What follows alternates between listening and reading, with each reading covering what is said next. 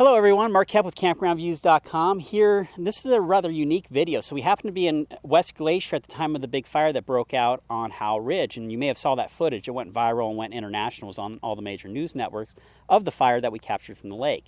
And through that, we ended up driving by the West Glacier KOA, and we saw a sign saying fire camp, and we said, fire camp? That's the KOA. What's this all about? So we figured, why not come up here and find out? So I'm here with Tom to ask him a few questions on how this works. And behind us that's not the West Glacier KOA. It's property that's owned by the owner of the West Glacier KOA, but right next to it. So can you tell me a little bit about this fire camp behind us?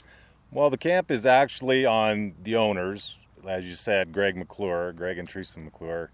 And they needed about 45 acres. And luckily enough, we were able to help them out, Greg and Teresa. And they also have some equipment over on Greg's father's place, helicopters and stuff, and he's just happy to be able to give them a spot to fight these fires.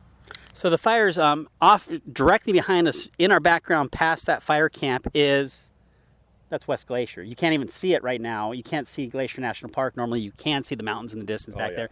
And that fire is it's in that valley that you can see right there off in the distance.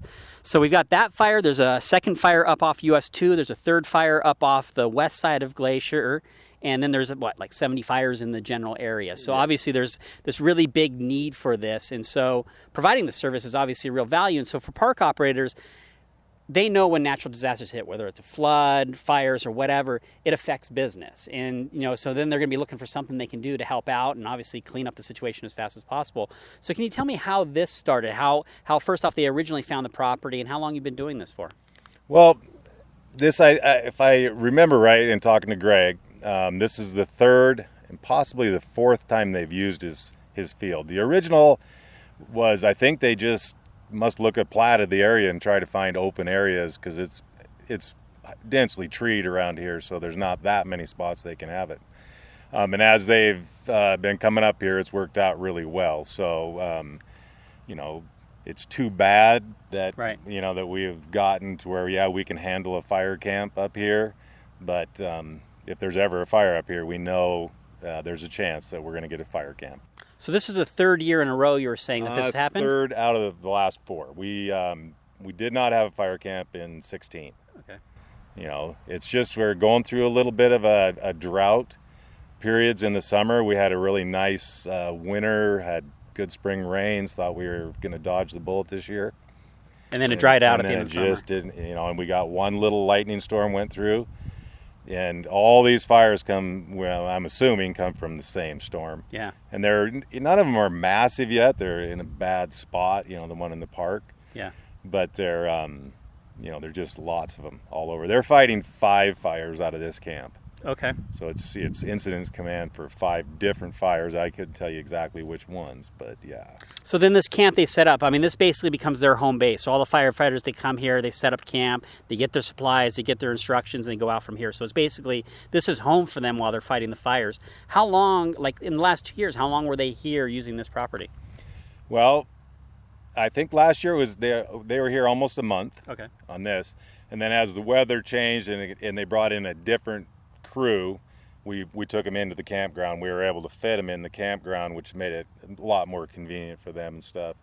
This one is, they eat here, they shower here. They don't come to the campground for showers even. Normally we'd give them showers, of course. And as it progresses and they change different types of teams they bring in, this is a type 1 team, the top of the line teams to fight. So they're more self-sufficient. But if they were to bring in different teams, then we could possibly help them out even more, provide showers, and maybe even move them into the campground so they're more comfortable. So now an obvious question is, obviously they're utilizing the property, right? Do they come in and just say, hey, we're the government, we're the firefighters, we're going to use the property? Or is there some sort of, do they pay for it? How does that work? Yeah, Greg gets a nominal fee to let them on here, and they're great. Yeah, they're great to deal with. They're any problems we have, they're on them. Right away. It's like literally the best camper you could possibly have is a whole bunch of firefighters, right? Yeah, it's worked out great. Whatever problems are, they take care of it. Okay. They're good to work with. You know. So now this is the third year. So when this fire broke out, at what point did they contact you and say, "Hey, we're probably going to be using the property again. Is it still available?" They didn't actually contact me, the campground, because this would be. But they contacted Greg, and he probably told me about 10 days ago. You know, they've been actually. This camp's probably has been here about 4 days is all. You know, and they just move in. It's quite a It's semis full of stuff. Really? And when they come in, it's with a charge. You know. So other park operators who might be in like a forest service area where there are potential forest fires, how would you recommend how could they get involved in this when there's a fire and be able to help provide this type of space? Obviously, if they had space, they could maybe do a call right now and say, if this ever happens, we would love to help. Reach out to the local fire department and say, hey, what do we need to be in place in order to do that? Fire department, Forest Service. Yeah, as far as location, I mean, like I said, back in the distance is the national park, so it's literally right there. So the fire straight line from us is probably 8-10 miles away, straight line. Would that be correct? Well, I'd say it's probably closer than that. Even. Oh, really? Yeah. Okay. So this is a really good home base. Yeah. So how much property do they have here? How many people could you potentially fit in this location? I don't know the number exactly. They were wanting 40 acres, and just to guess, I'm thinking we were able to give them about 30 of it without taking out more trees and stuff. And that wasn't going to happen. And they did move over on Bud's place, Greg's dad's, and so we've supplied everything hopefully they need. Okay, so now let's talk a little bit about the campground itself. So we had talked about this a little bit before. West Glacier KOA is, one of the crown jewels in the KOA property. It's an absolutely amazing property. And, we were talking about some of the other properties in the area, the fire's affecting them. They're getting a lot of cancellations.